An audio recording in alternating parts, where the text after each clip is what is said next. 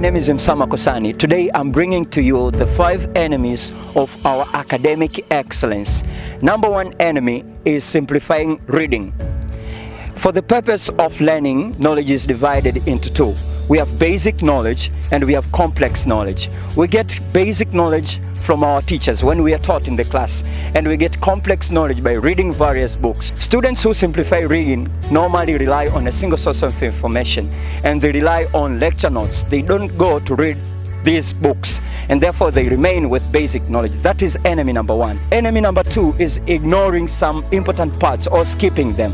In fact, this habit is influenced by several factors. For instance, a student may just think that that part is not important and therefore it is not going to be relevant.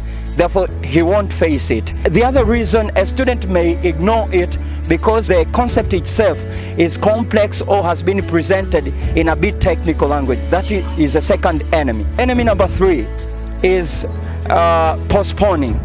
In fact, this is a habit of telling yourself that the present time is not the proper time for you to do something, and therefore you think that you'll get the proper time later.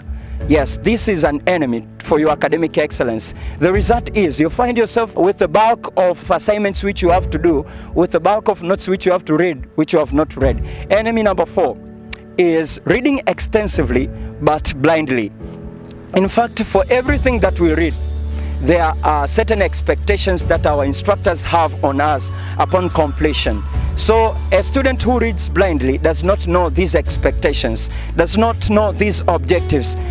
This student does not know if there is a thing we call syllabus. This student does not know a thing we call a course outline. He doesn't know. So he reads blindly without knowing these expectations.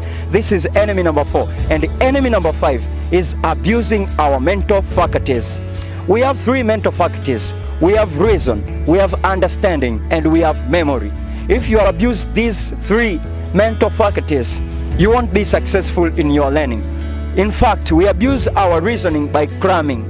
We should understand, and before understanding, you must reason. You must make sense of that thing which you have read for you to understand it. So many students abuse their understanding by cramming. They don't reason. If you don't reason, you won't understand, and if you won't understand that part, you won't have enough information in your memory. The question that I want to leave you with is, if you have understood very little, how much are you going to remember?